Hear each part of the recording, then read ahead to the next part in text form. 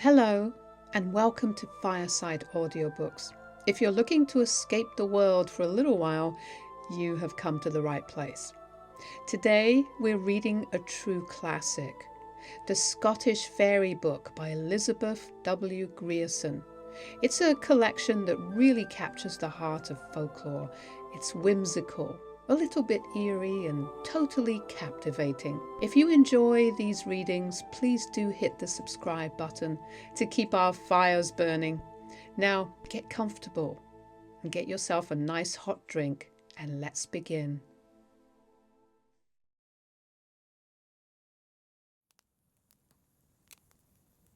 The Scottish Fairy Book by Elizabeth W. Grierson, with illustrations by Maurice Meredith Williams.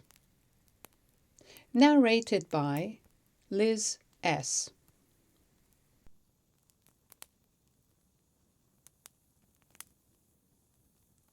The Page Boy and the Silver Goblet. There was once a little page boy who was in service in a stately castle. He was a very good-natured little fellow and did his duties so willingly and well that everybody liked him. From the great earl, whom he served every day on bended knee, to the fat old butler whose errands he ran. Now the castle stood on the edge of a cliff overlooking the sea, and although the walls at that side were very thick, in them there was a little postern door, which opened onto a narrow flight of steps that led down the face of the cliff to the seashore, so that anyone who liked could go down there in the pleasant summer mornings and bathe in the shimmering sea.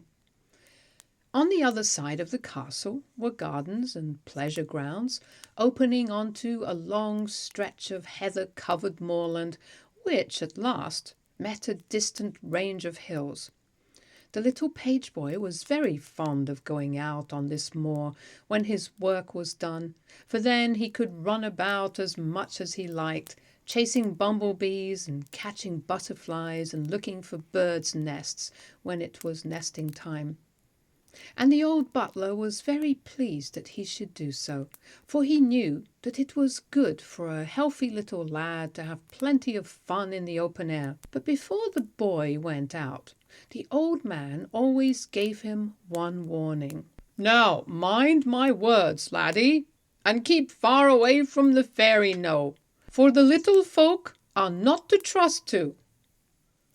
This knowe of which he spoke was a little green hillock which stood on the moor not 20 yards from the garden gate, and folk said that it was the abode of fairies who would punish any rash mortal who came too near them. And because of this the country people would walk a good half-mile out of their way, even in broad daylight, rather than run the risk of going too near the fairy knowe and bringing down the little folks' displeasure upon them.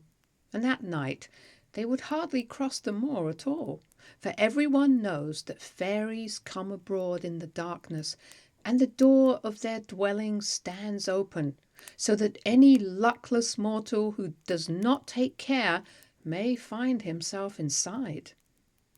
Now, the little page boy was an adventurous wight, and instead of being frightened of the fairies, he was very anxious to see them, and to visit their abode, just to find out what it was like. So one night, when everyone else was asleep, he crept out of the castle by the little postern door and stole down the stone steps and along the seashore and up onto the moor, and went straight to the fairy knowe.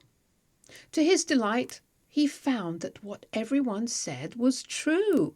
The top of the knowe was tipped up, and from the opening that was thus made, rays of light came streaming out. His heart was beating fast with excitement, but, gathering his courage, he stooped down and slipped inside the knowe.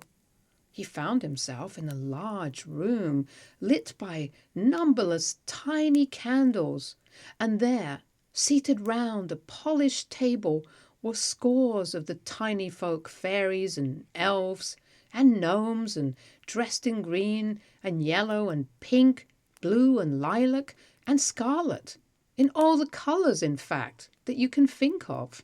He stood in a dark corner, watching the busy scene in wonder, thinking how strange it was that there should be such a number of these tiny beings living their own lives, all unknown to men, at such a little distance from them, when suddenly someone, he could not tell who it was, gave an order. "Fetch the cup!" cried the owner of the unknown voice, and instantly 2 little fairy pages, dressed all in scarlet livery, darted from the table to a tiny cupboard in the rock, and returned staggering under the weight of a most beautiful silver cup, richly embossed and lined inside with gold.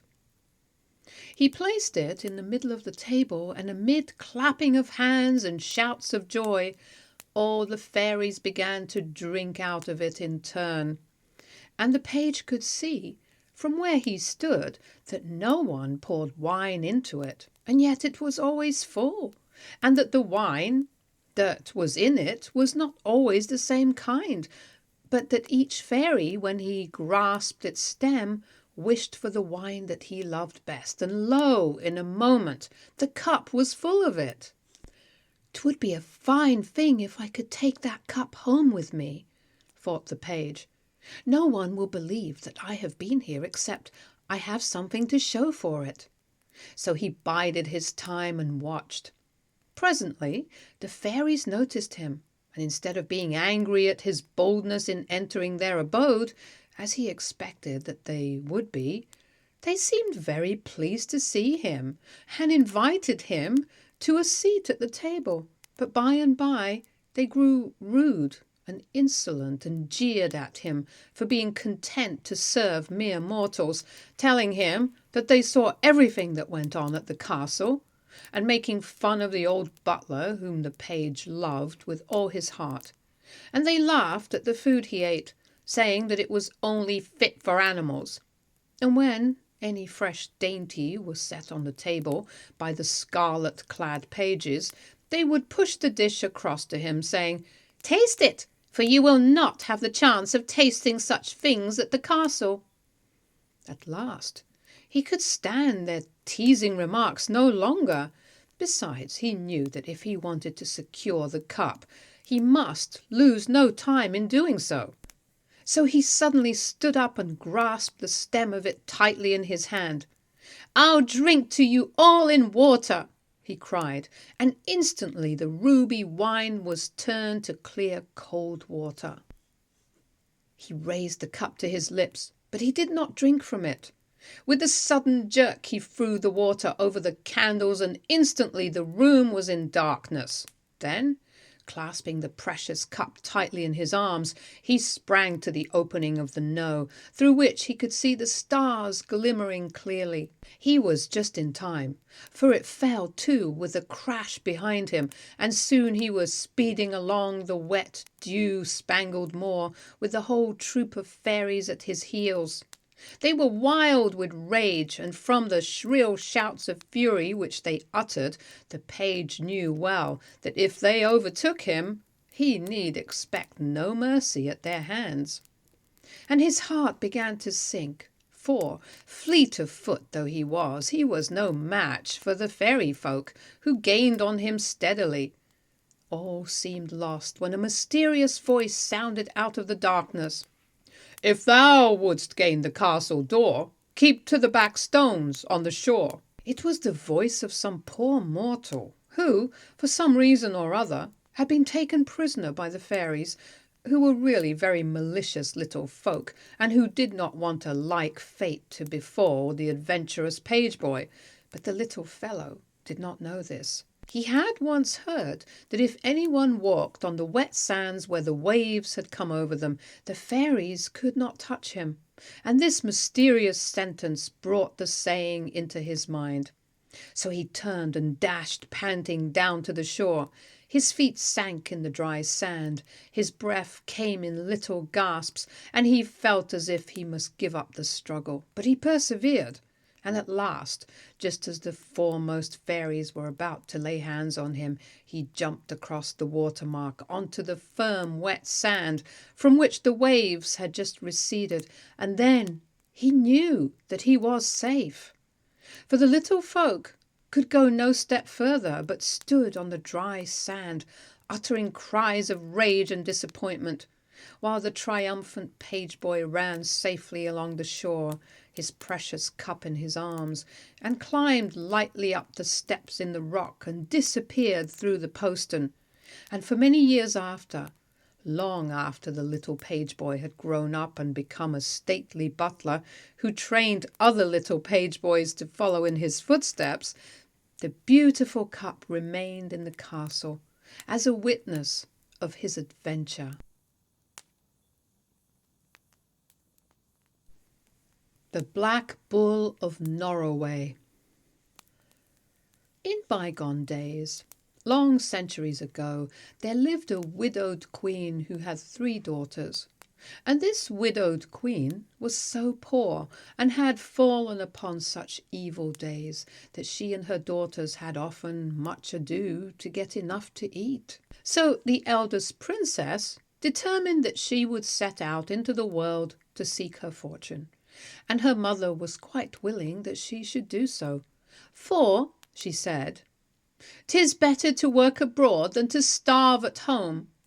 But as there was an old hen wife living near the castle, who was said to be a witch, and to be able to foretell the future, the queen sent the princess to her cottage, before she set out on her travels, to ask her in which of the 4 ettes she ought to go in order to find the best fortune. "Thou needst gang nae further than my back door, hinny," answered the old dame, who had always felt very sorry for the queen and her pretty daughters, and was glad to do them a good turn. So the princess ran through the passage to the hen wife's back door and peeped out. And what should she see but a magnificent coach, drawn by 6 beautiful cream-coloured horses, coming along the road. Greatly excited at this unusual sight, she hurried back to the kitchen and told the hen wife what she had seen. "Oh, you've seen your fortune," said the old woman in a tone of satisfaction, "for that coach and 6 is coming for thee." Sure enough, the coach and 6 stopped at the gate of the castle, and the second princess came running down to the cottage to tell her sister to make haste, because it was waiting for her. Delighted beyond measure at the wonderful luck that had come to her, she hurried home, and saying farewell to her mother and sisters, took her seat within, and the horses galloped off immediately. And I've heard tell that they drew her to the palace of a great and wealthy prince, who married her, but that is outside my story. A few weeks afterwards, the second princess thought that she would do as her sister had done, and go down to the hen wife's cottage and tell her that she too was going out into the world to seek her fortune.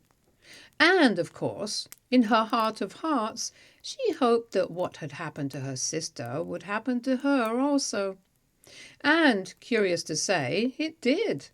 For the old hen wife sent her to look out at her back door, and she went, and lo and behold, another coach and 6 was coming along the road. And when she went and told the old woman, she smiled upon her kindly and told her to hurry home, for the coach and 6 was her fortune also, and that it had come for her. So she too ran home, and got into her grand carriage and was driven away. And of course, after all these lucky happenings, the youngest princess was anxious to try what her fortune might be. So the very night, in high good humour, she tripped away down to the old witch's cottage. She too was told to look out at the back door, and she was only too glad to do so, for she fully expected to see a 3rd coach and 6 coming rolling along the high road, straight for the castle door.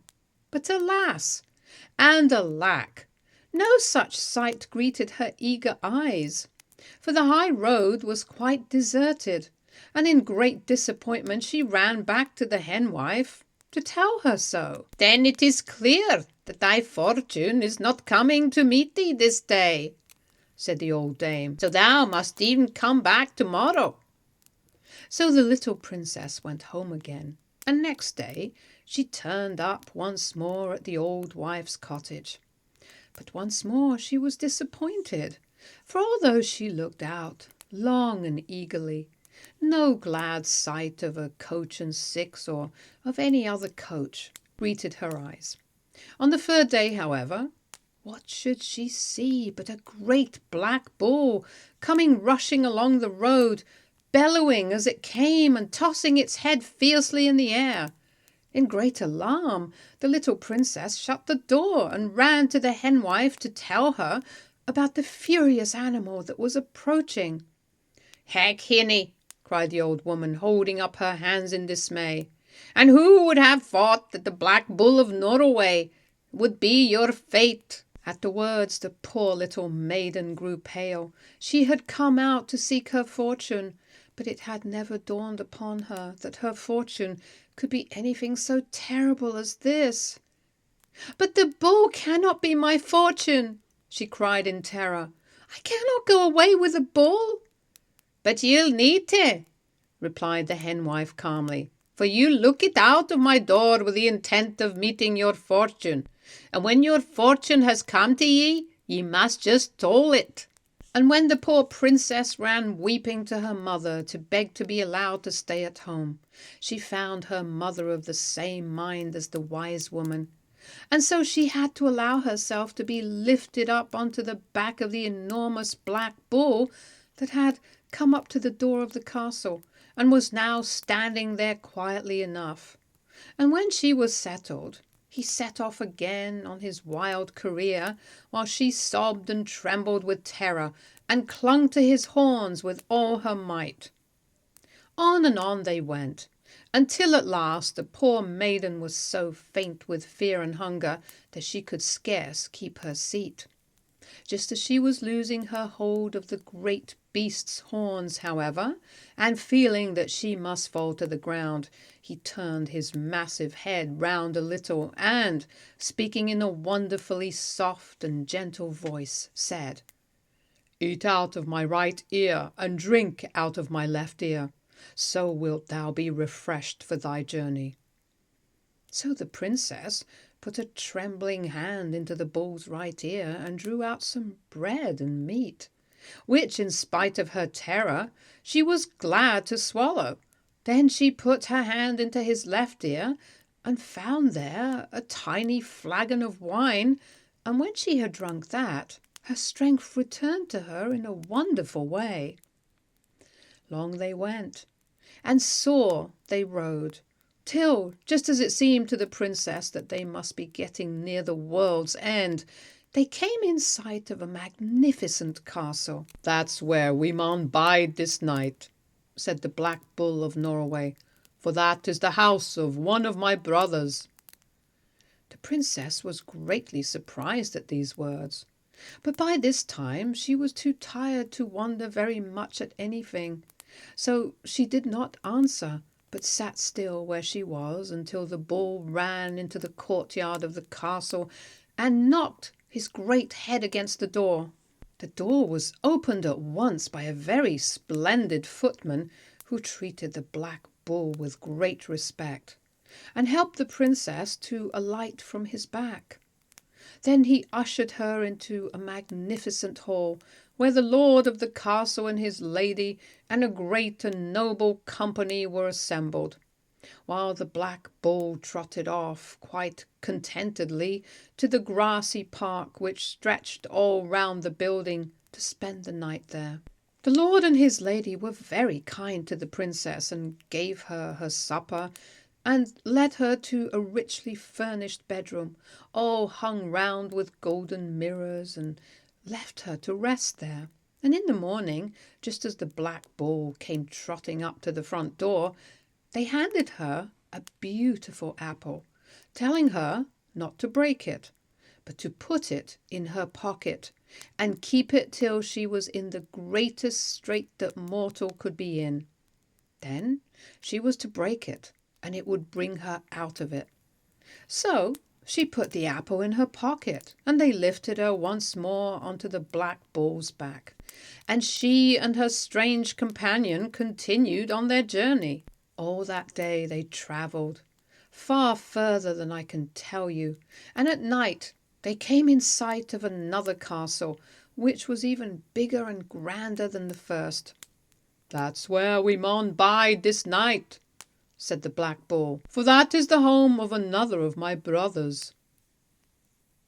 And here the princess rested for the night in a very fine bedroom indeed, all hung with silken curtains, and the lord and lady of the castle did everything to please her and make her comfortable. And in the morning, before she left, they presented her with the largest pear that she had ever seen, and warned her that she must not break it until she was in the direst strait that she had ever been in, and then, if she broke it, it would bring her out of it. The third day was the same as the other two had been.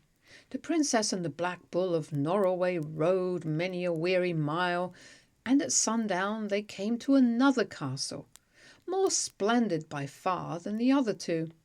This castle belonged to the black bull's youngest brother, and here the princess abode all night, while the bull as usual lay outside in the park. And this time, when they departed, the princess received a most lovely plum with the warning not to break it till she was in the greatest strait that mortal could be in. Then she was to break it, and it would set her free. On the fourth day, however, things were changed, for there was no fine castle waiting for them at the end of their journey. On the contrary, as the shadows began to lengthen, they came to a dark, deep glen, which was so gloomy and so awesome looking that the poor princess felt her courage sinking as they approached it. At the entrance, the black bull stopped. "Light down here, lady," he said, "for in this glen a deadly conflict awaits me, which I must face unaided and alone.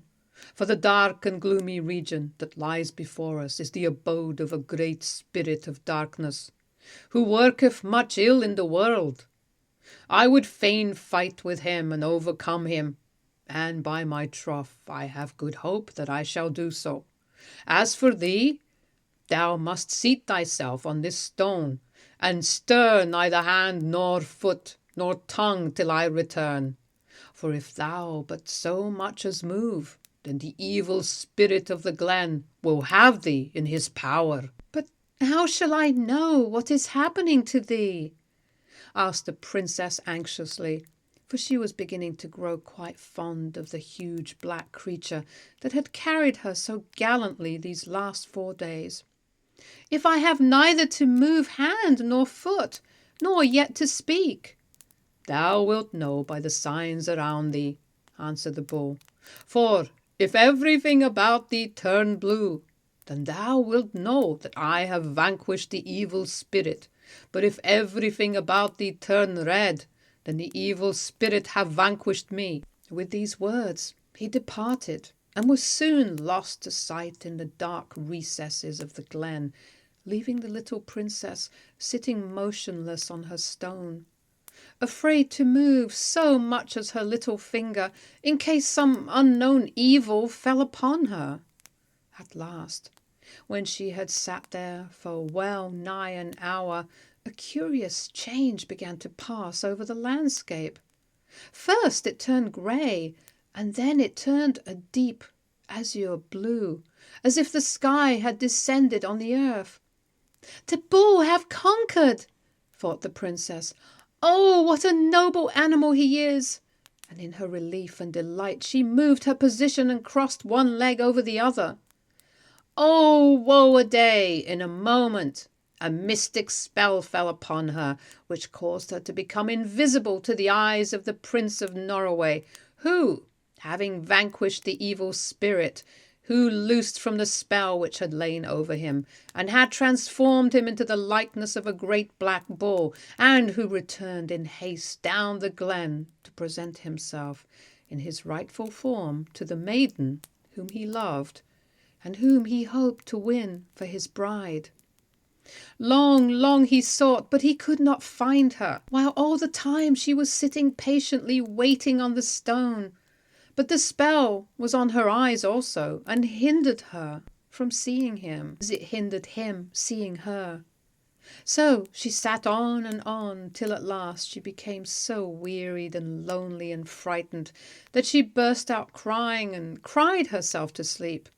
And when she woke in the morning, she felt that it was no use sitting there any longer. So she rose and took her way, hardly knowing whither she was going.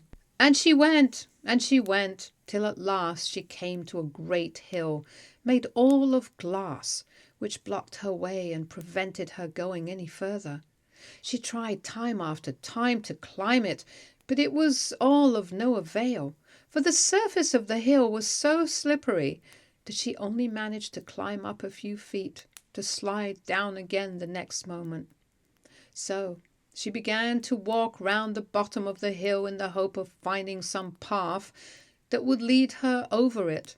But the hill was so big, and she was so tired, that it seemed almost a hopeless quest, and her spirit died completely within her. And as she went slowly along, sobbing with despair, she felt that if help did not come soon, she must lie down and die. About midday, however, she came to a little cottage, and beside the cottage there was a smithy, where an old smith was working at his anvil. She entered and asked him if he could tell her of any path that would lead her over the mountain. The old man laid down his hammer and looked at her, slowly shaking his head as he did so. Now, lassie," he said, "there's no easy road over the mountain of glass. Folk maun either walk round it, which is not an easy thing to do, for the foot of it stretches out for hundreds of miles, and the folk who try to do so are almost sure to lose their way, or they maun walk over the top of it, and that can only be done by those who are shod with iron shoon." "And how am I to get these iron shoon?" cried the princess eagerly. "Couldst thou fashion me a pair, good man? I would gladly pay thee for them." Then she stopped suddenly, for she remembered that she had no money. "These shoon cannot be made for siller," said the old man solemnly. "They can only be earned by service. I alone can make them, and I make them for those who are willing to serve me." "And how long must I serve thee ere thou makest them for me?" asked the princess faintly. 7 years, replied the old man, "for they be magic shoon, and that is the magic number." So, as there seemed nothing else for it, the princess hired herself to the smith for 7 long years, to clean his house and cook his food and make and mend his clothes. At the end of that time, he fashioned her a pair of iron shoon, with which she climbed the mountain of glass with as much ease as if it had been covered with fresh green turf. When she had reached the summit and descended to the other side, the first house that she came to was the house of an old washerwoman who lived there with her only daughter. And as the princess was now very tired, she went up to the door and knocked, and asked if she might be allowed to rest there for the night. The washerwoman, who was old and ugly, with a sly and evil face, said that she might, on one condition, and that was that she should try to wash a white mantle that the Black Knight of Norroway had brought to her to wash, as he had got it stained in a deadly fight. "Yestreen I spent the long day washing it," went on the old dame, "and I might as well have let it lie on the table, for at night, when I took it out of the wash tub, the stains were there as dark as ever. Peradventure, maiden, if thou wouldst try thy hand upon it, thou mightest be more successful, For I am loath to disappoint the Black Knight of Norroway, who is an exceeding great and powerful prince." "Is he in any way connected with the Black Bull of Norroway?" asked the princess, for at the name her heart had leapt for joy, for it seemed that mayhap she was going to find once more him whom she had lost. The old woman looked at her suspiciously. "The two are one," she answered, "for the Black Knight chanced to have a spell thrown over him, which turned him into a black bull, and which could not be lifted until he had fought with and overcome a mighty spirit of evil that lived in a dark glen. He fought with the spirit, overcame it, and once more reigned his true form, but 'tis said that his mind is somewhat clouded at times, for he speaketh ever of a maiden whom he would fain have wedded, and whom he have lost, though who or what she was no living person kens. But this story can have no interest to a stranger like thee," she added slowly, as if she was sorry for having said so much. "I have no more time to waste in talking, but if thou wilt try and wash the mantle, thou art welcome a night's lodging, and if not, I must ask thee to go on thy way." Needless to say, the princess said that she would try to wash the mantle, and it seemed as if her fingers had some magic power in them, for as soon as she put it into water, the stains vanished, and it became as white and clean as when it was new. Of course the old woman was delighted, but she was very suspicious also, for it appeared to her that there must be some mysterious link between the maiden and the knight, if his mantle became clean so easily when she washed it, when it had remained soiled and stained in spite of all the labour which she and her daughter had bestowed upon it. So, as she knew that the young gallant intended returning for it that very night, and as she wanted her daughter to get the credit of washing it, she advised the princess to go to bed early, in order to get a good night's rest after all her labours. And the princess followed her advice, and thus it came about that she was sound asleep, safely hidden in the big box bed in the corner, when the Black Knight of Norroway came to the cottage to claim his white mantle. Now, you must know that the young man had carried about this mantle with him for the last 7 years, ever since his encounter with the evil spirit of the glen, always trying to find someone who could wash it for him, and never succeeding, for it had been revealed to him by a wise woman that she who could make it white and clean, for it was revealed to him by a wise woman that she who could make it white and clean was destined to be his wife, be she bonny or ugly, old or young, and that, moreover, she would prove a loving, a faithful, and a true helpmeet. So when he came to the washerwoman's cottage, and received back his mantle white as the driven snow, and heard that it was the washerwoman's daughter who had wrought this wondrous change, he said at once that he would marry her, and that the very next day. When the princess awoke in the morning and heard all that had befallen, and how the Black Knight had come to the cottage while she was asleep, and had received his mantle, and had promised to marry the washerwoman's daughter that very day, her heart was like to break. For now she felt that she never would have the chance of speaking to him, and telling him who she really was. And in her sore distress she suddenly remembered the beautiful fruit which she had received on her journey 7 long years before, and which she had carried with her ever since. Surely I will never be in a sorer strait than I am now, she said to herself, and she drew out the apple and broke it. And lo and behold, it was filled with the most beautiful precious stones that she had ever seen, and at the sight of them a plan came suddenly into her head. She took the precious stones out of the apple, and putting them into a corner of her kerchief, carried them to the washerwoman. "See," said she. "I am richer than mayhap thou thoughtest I was, and if thou wilt, all these riches may be thine." "And how could that come about?"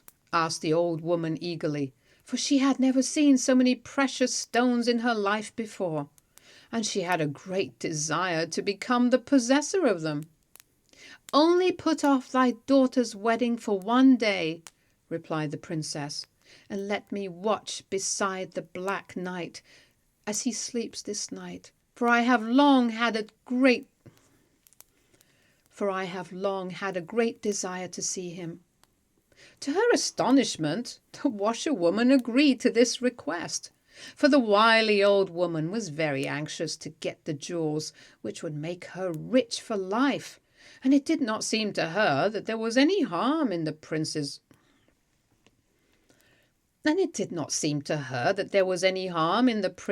request, for she had made up her mind that she would give the Black Knight a sleeping draught, which would effectually prevent him as much as speaking to this strange maiden. So she took the jewels and locked them up in her kist, and the wedding was put off. And that night the little princess slipped into the Black Knight's apartment when he was asleep, and watched all through the long hours by his bedside, singing this song to him in the hope that he would awake and hear it. "7 lang years I served for thee, the glassy hill I clamb for thee, the mantle white I washed for thee, and wilt thou no waken and turn to me?" But although she sang it over and over again, as if her heart would burst, he neither listened nor stirred, for the old washerwoman's potion had made sure of that. Next morning, in her great trouble, the little princess broke open the pear, hoping that its contents would help her better than the contents of the apple had done. But in it she found just what she had found before, a heap of precious stones. Only they were richer and more valuable than the others had been. So, as it seemed the only thing to do, she carried them to the old woman and bribed her to put the wedding off for yet another day, and allowed her to watch that night also by the Black Prince's bedside. And the washerwoman did so. "For," said she, as she locked away the stones, "I shall soon grow quite rich at this rate." But alas, it was all in vain that the princess spent the long hours singing with all her might. "7 lang years I served thee, the glassy hill I climbed for thee, the mantle white I washed for thee, and wilt thou no waken and turn to me?" For the young prince, whom she watched so tenderly, remained deaf and motionless as a stone. By the morning she had almost lost hope, for there was only the plum remaining now, and if that failed her last chance had gone. With trembling fingers she broke it open, and found inside another collection of precious stones, richer and rarer than all the others. So she ran with these to the washerwoman, and throwing them into her lap, told her she could keep them all, and welcome, if she would put off the wedding once again, and let her watch by the prince for one more night. And, greatly wondering, the old woman consented. Now it chanced that the Black Knight, tired with waiting for his wedding, went out hunting that day with all his attendants behind him, and as the servants rode, they talked together about something that had puzzled them sorely these 2 nights gone by. At last an old huntsman rode up to the knight with a question upon his lips. "Master," he said, "we would fain ken who the sweet singer is, who singeth through the night in thy chamber." "Singer?" he repeated. "There is no singer. My chamber have been as quiet as the grave, and I have slept a dreamless sleep ever since I came to live at the cottage." The old huntsman shook his head. "Taste not the old wife's draught this night, master," he said earnestly. "Then wilt thou hear what other ears have heard." At other times the Black Knight would have laughed at his words, but today the man spoke with such earnestness that he could not but listen to them. So that evening, when the washerwoman, as was her wont, brought his sleeping draught of spiced ale to his bedside, he told her that it was not sweet enough for his liking. And when she turned and went to the kitchen to fetch some honey to sweeten it, he jumped out of bed and poured it all out of the window, and when she came back he pretended that he had drunk it. So it came to pass that he lay awake that night and heard the princess enter his room, and listened to her plaintive little song, sung in a voice that was full of sobs. 7 long years I served for thee, the glassy hill I climbed for thee, the mantle white I washed for thee, and wilt thou no waken and turn to me? And when he heard it, he understood it all, and he sprang up and took her in his arms and kissed her and asked her to tell him the whole story. And when he heard it, he was so angry with the old washerwoman and her deceitful daughter that he ordered them to leave the country at once. And he married the little princess, and they lived happily all their days.